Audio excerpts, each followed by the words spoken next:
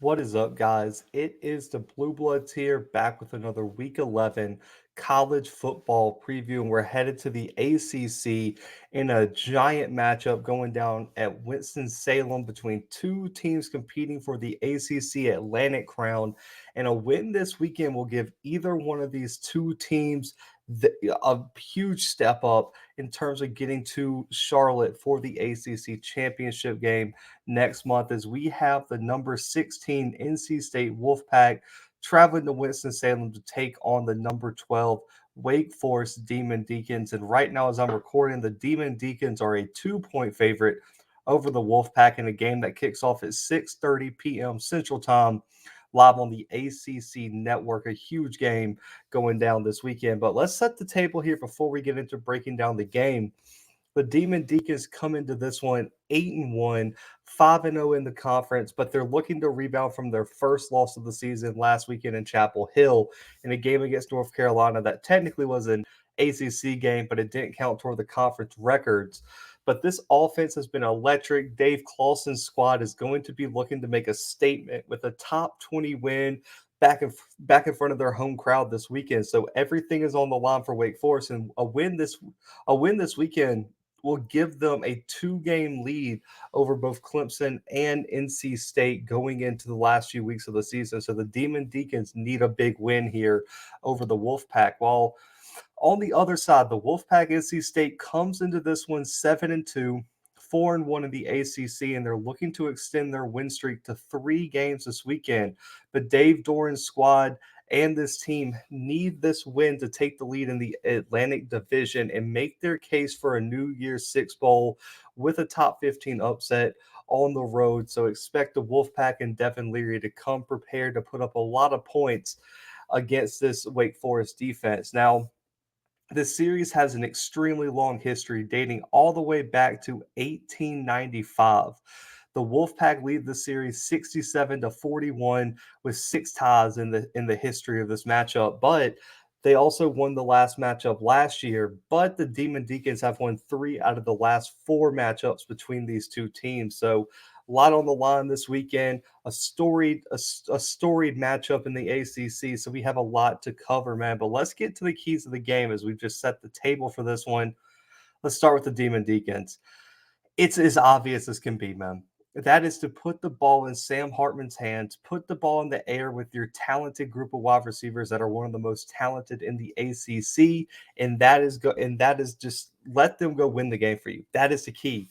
Why take the ball out of your best player's hands? And so Sam Hartman in this passing game is going to be the key for Wake Forest this weekend. Now, Hartman's explosive play and his passing ability opens things up later in the game for the running backs to really eat against lighter boxes. But the number one thing is to avoid turnovers and just allow the offense to continue its pace. I believe they're the only offense in college football to score over 35 or more points in every single game this season. So Wake Forest is doing this at an elite level. And this passing attack has been one of the best in the country, number one factor for the Demon Deacons finding themselves in a position to secure a New Year's Six Bowl. They have the number 3 scoring offense in the country, and Sam Hartman's emergence has been a huge reason for that. When you look at Hartman, over 2,800 passing yards, 27 passing touchdowns, only 5 turnovers with 8 rushing touchdowns. He's top 8 in passing yards, top 10 in passing efficiency, top 10 in yards per attempt, and top 5 in passing touchdowns in the entire country. Sam Hartman is putting together a spectacular year for the Demon Deacons, and he's going to be a huge X factor this weekend against a stout NC State defense that has really been holding offenses down all season long. Now, the biggest thing about Hartman this season has been his ability to put pressure on every level of the defense, make throws all across the field, and it makes the defense have to play near perfect defense every single play. And it's going to be the number one thing for NC State to look for, and that is the deep ball. Sam Hartman's deep ball is as good as he attacks all levels of the defense, like I mentioned last week in our preview. Wake Forest's deep ball has been electric. Sam Hartman has been so deadly accurate and efficient in pushing the ball down the field that's really thrown a lot of these defenses off. When you look at his deep ball passing over 20 yards down the field, he's thrown for over 1,300 of his yards, averaging over 21 yards per attempt. 17 of his touchdowns have come from deep balls, only 2 turnovers, 20 big time throws, and a 96.5 PFF passing grade. That has been the biggest difference for Wake Forest this year is Sam Hartman just uncorking things down the field, and they've really let him open up this offense. Now, the other part of this key is the wide receivers, and I think they should get more credit than a lot of the rest of the country has been giving them. They arguably have been the best wide receiving core in the ACC this year, and there are some legit playmakers on the outside of this on the outside of this offense. You look at Jaquari Robinson, 50 catches over 800 yards, 17 yards per catch, and 8 touchdowns, along with A.T. Perry, over 42 catches, 840 yards again, over 20 yards per catch, and 10 touchdowns. Robertson and Perry were the biggest X factors in this offensive explosion last weekend, and they're going to have to play big time football against an NC State team playing elite defense over the past few weeks. So look for Robertson and Perry to have giant games at the wide receiving spot. Now, Taylor Morin and Keyshawn Williams are the other guys. Both have over 280 receiving yards and both have combined for 7 receiving touchdowns. So they can do it in they can multiple players can take over a game, but Robertson and Perry, along with Hartman, airing the ball out is going to be the key this weekend for the Deacons in front of their home crowd. Now, for the Wolfpack, this could be multiple things as well. But after what you watched last week with Todd Chandler just setting records on the ground, I think NC State's going to have to lean into their rushing attack a bit more than they're used to, and they're going to have to try to take advantage of this rushing defense for the Deacons that is allowing over 216 yards on the ground, which ranks 13th in the ACC this season. But overall, the Wolfpack also can't be too reliant on the run because the real leader of this offense is Devin Leary. So my overall key is going to be balance for the Wolfpack. Target the weaknesses of this Demon Deacons defense and make them pay and control the ball and keep that explosive offense on the sideline. Now, the Wolfpack rushing attack is a two-headed monster, but they've disappeared in some games. The biggest thing this weekend is to try to at least try to hit 150 to 200 yards rushing. They're averaging about 135, but I imagine they're going to have a big game this weekend against this rushing defense of Wake Forest. Now, Zonovan Knight, Ricky Pearson Jr., they have been the keys in the running game. Knight with over 600 yards rushing, 3 touchdowns, and Pearson 487 and 4 rushing touchdowns. They're going to have to play big time football, and the number one thing that's been missing is the right side of the offensive line has not been able to run block very well, but the left side behind 2 of their best offensive linemen in Dylan McMahon and Akeem Awanu, those 2 guys have been huge for the Wolfpack in terms of run blocking, man. Off the left side runs, almost 1,000 yards rushing, 6 yards per carry, 9 rushing touchdowns, over 40 first downs, and 30 explosive runs off the left side of the offensive line. That's going to be the key. If that left side of the offensive line dominates like they usually do, NC State has a great chance of establishing the running game. Now, the reason I say balance, though, is the passing attack has been a large factor of this offense. And the passing attack really helps set up the rushing attack because they're not a great just overall running the ball team.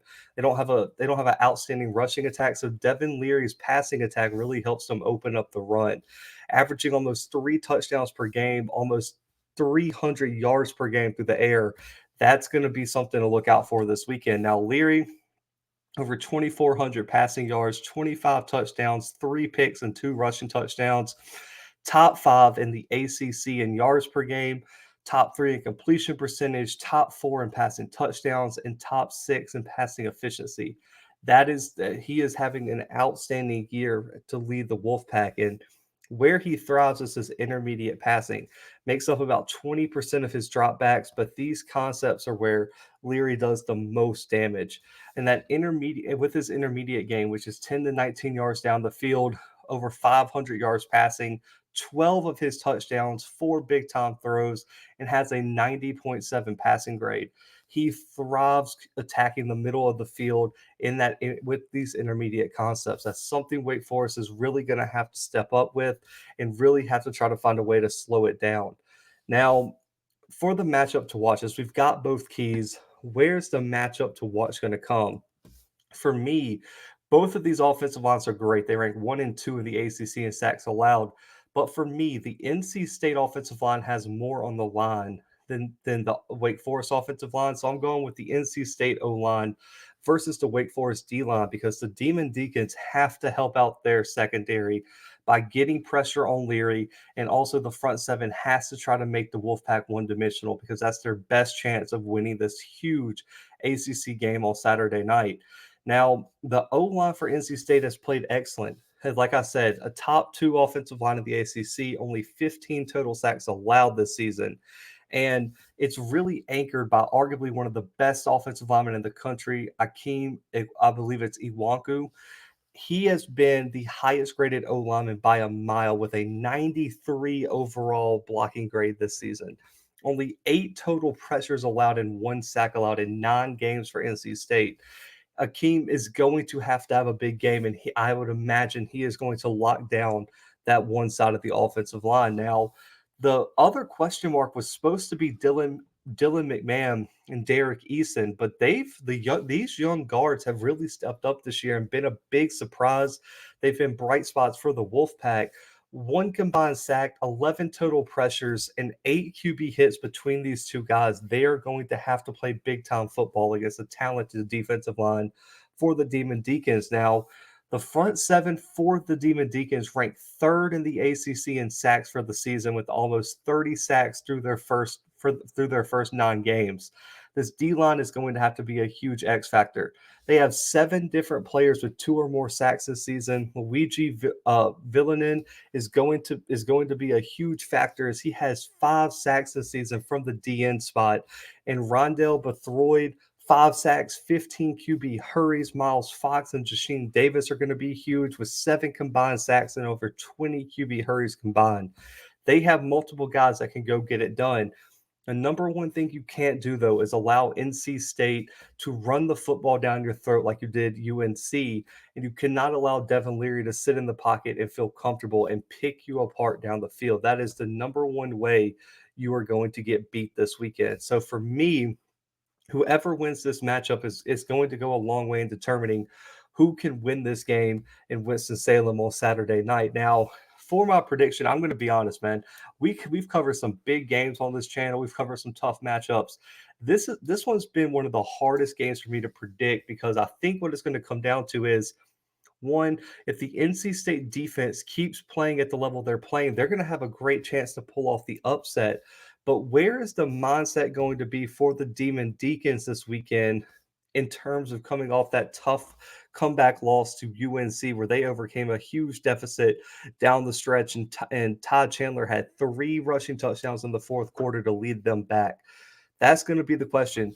And really and truly, Wake Forest hasn't been tested by a real defense all season long. And so, can they find a way to score on this really, really tough NC State defense? So, for me, I'm going to lean toward NC State gets 1 stop, forces 1 turnover to pull off the upset on the road this weekend. I'm going with NC State by 3, 34-31 over the Demon Deacons.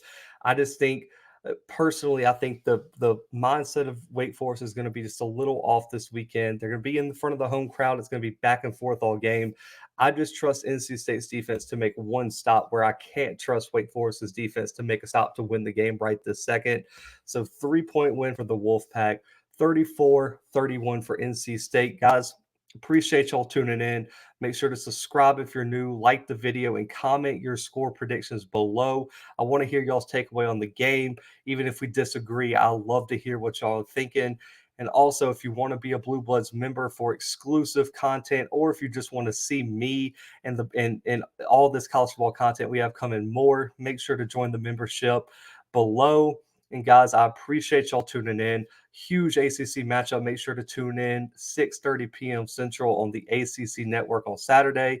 But for right now, guys, the Blue Bloods are out.